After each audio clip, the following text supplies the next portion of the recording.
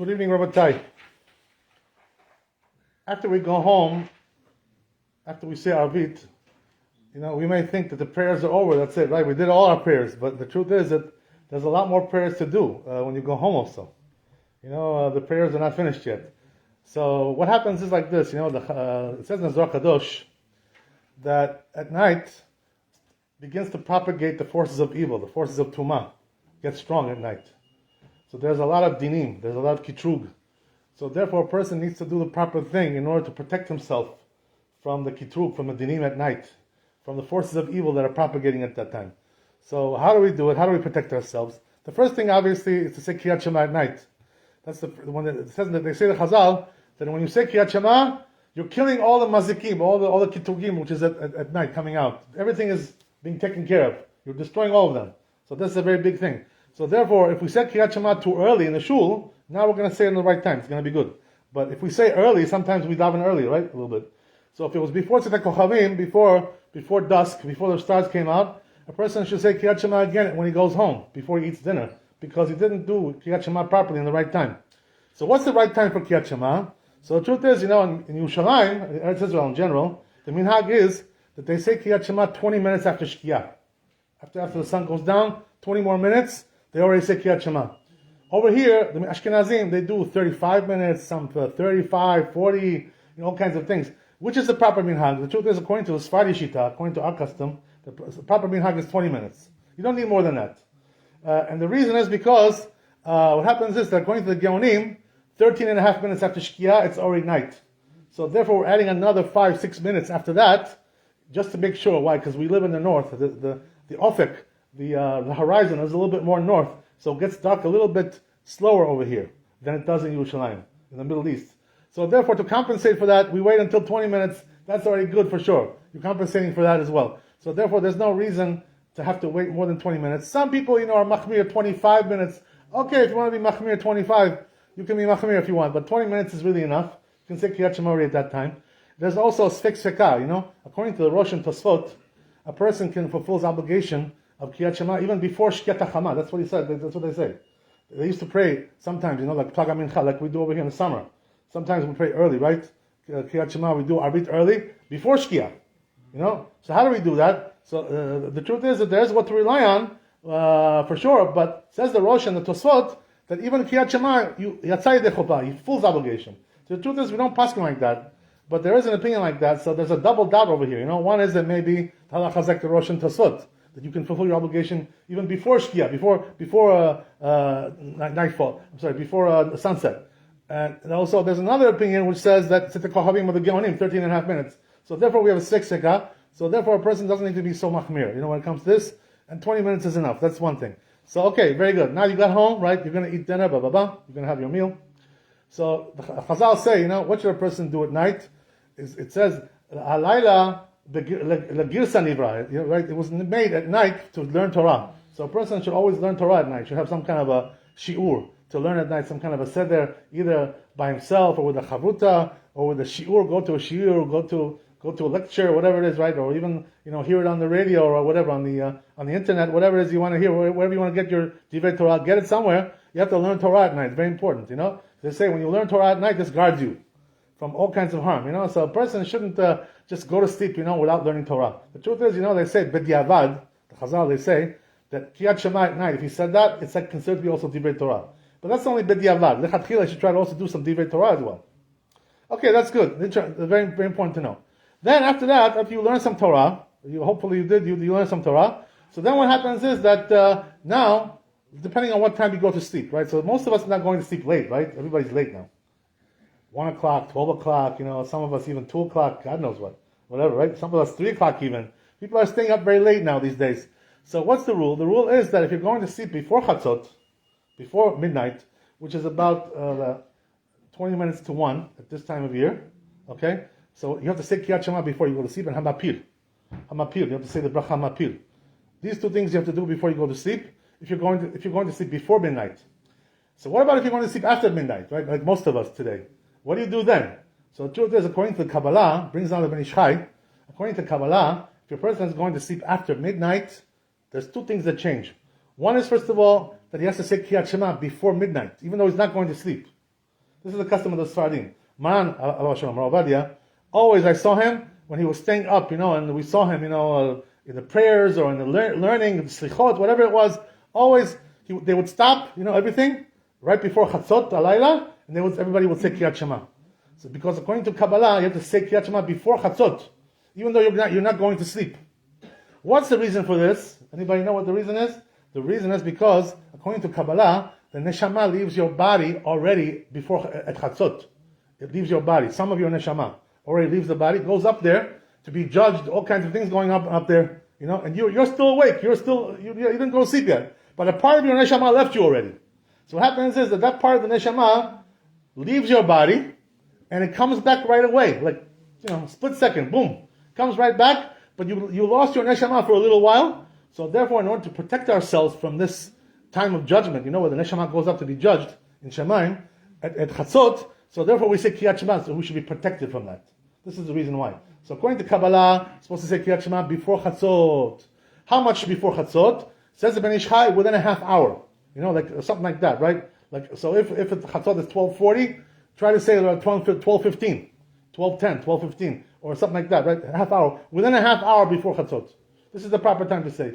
The Ashkenazim, they don't do this. What they do is they wait till they go to sleep and then they say Kriyat Shema, right before sleep. They're not makpid about the Kabbalah. They don't talk about these things. They don't know about these things so much. So we're makpid more about these things. And what about the bracha mapil? So the truth is, there's a big machloket amongst the mekubalim themselves about hamapil.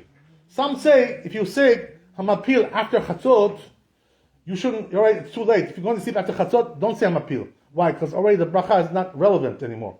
There's an opinion like this in the Kabbalah. So the truth is, that in the earlier writings, Maran Rabbi, he's paskin like this. He paskin in his book Yechav Dat that a person if he goes to sleep after chatzot should not say hamapil.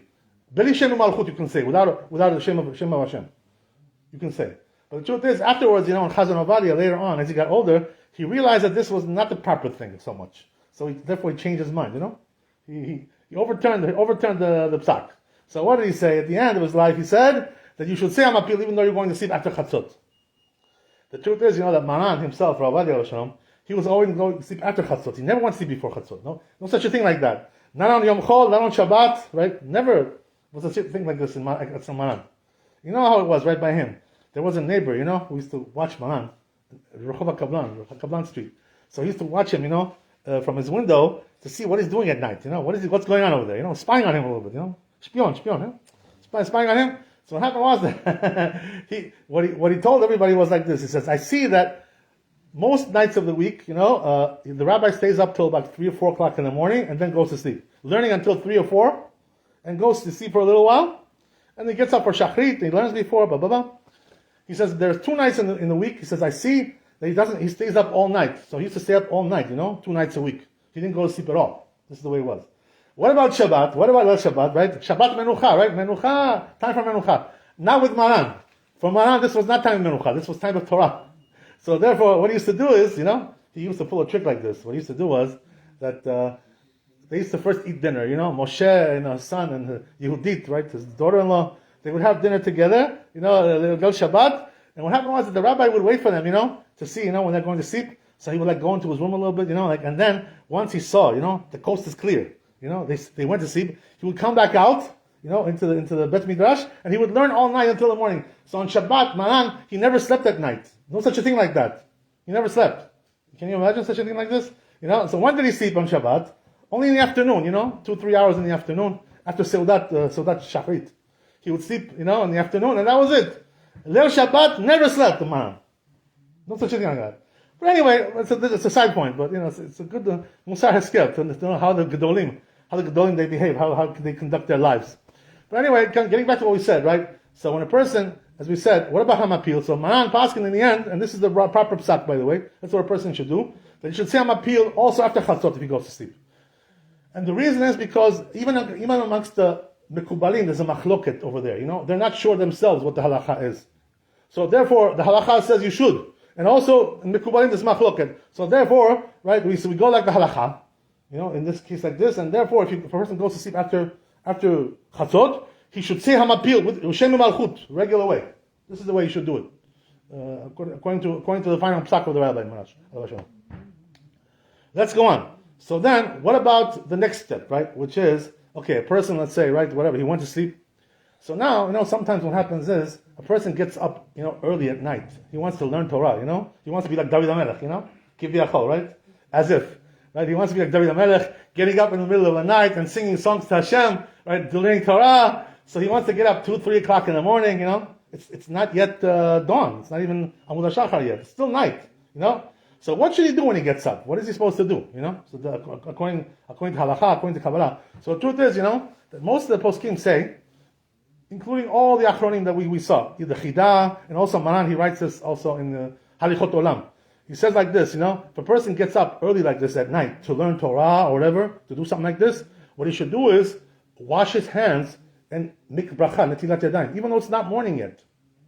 Why? Because when he went to sleep, there was a ruach ra already there, in his hands. He went to sleep already, he got up, there's ruach ra, so therefore he has to wash his hands with a bracha. Okay, this is the way it goes. Also another thing, according to Kabbalah, according to the Arizal, a person, if he gets up like that, or if he stayed up, I'll say, he didn't go to sleep at all, he stayed up all night, whatever, a long time at night, after Chatzot, according to the Arizal, you're supposed to say already Birkat HaShachar. Did you know that? According to the Arizal. Right? There's a machloket between the Arizal and the Rambam. The Rambam says, when you say Birkat HaShachar, Amud HaShachar, when the dawn comes, But according to Arizal, you're supposed to say Birkat HaShachar when? At Chatzot. 12:40 already, you can say Birkat HaShachar, according to Arizal. So the truth is that most people do according to the Rambam, but there are some special people, who like to do according to the Kabbalah. And what's the reason for that? The reason is because they say that if a person at night, didn't say Birkat HaShachar after midnight, he doesn't have the mochin anymore. He lost the mochin. The mochin is like moach, like your brains, So your spiritual brain over there is not there. Why? Because your neshama left you, as we said already. Even if you didn't go to sleep. So therefore, right, the proper thing to return the mochin, it says in the Kabbalah, you should say Birkat HaShachar. This is what returns the mochin. And also, if a person slept, he has to say also Birkat HaTorah when he gets up. If he slept, if he didn't sleep, and he stayed up all night like Shavuot, so then he says Birkat HaTorah in the morning at dawn. But if he slept, he's supposed to say Birkat HaTorah again when he wakes up and wants to learn. So then what happens is like this, right? Now, a person, let's say, right, he learned, 2 hours, 3 hours, Baruch Hashem, he's David HaMelech, King David. Oh, Adam Gadol, Tzaddik, right? Tzaddik Hasid. Beautiful, that's a beautiful thing, right? They say that if a person learns Torah at night like this, Chut shel chesed yilaveu kol hayom. All the next day, he's going to have chesed from HaKadosh Baruch Hu, Everything is going to be chesed. No dinim for him. Everything is going to be open. All the doors are open for him. It's a beautiful thing, Baruch Hashem. So a person should try to do that. So anyway, right, as we said, now, what happens is, right, that there's also another problem here.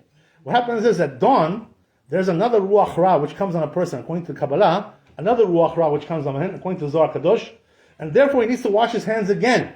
Even though he already washed his hands one time, when he woke up, he washed his hands with bracha, netilat yadayim. Now he has to wash his hands again. Why? Because when it comes to dawn, Amud HaShachar, there's another ruach ra which comes on him. You know what's his name of the ruach ra? It even has a name. It's called Bat Melech. Bat Melech, right? That's what it is, right? You want to get the Bat Melech off of you? So you got to wash your hands again in the morning. But this time, right, say the Achronim, most of the Achronim, they say, this time you should do without a bracha. Wash your hands without a bracha. Why is that? Because you already blessed one time when you woke up, early. So this washing now is going to be without a bracha. One with bracha, the first one with bracha, the other one without bracha. That's the way it's done according to most of the poskim. So this is the way to do it if you want to, right, do the proper way. But as we said, right, if a person woke up a little bit later, he didn't get up so early, so he just washes his hands one time, and it says netilat yadayim like everybody else. Baruch Adonai le'olam, amen, amen.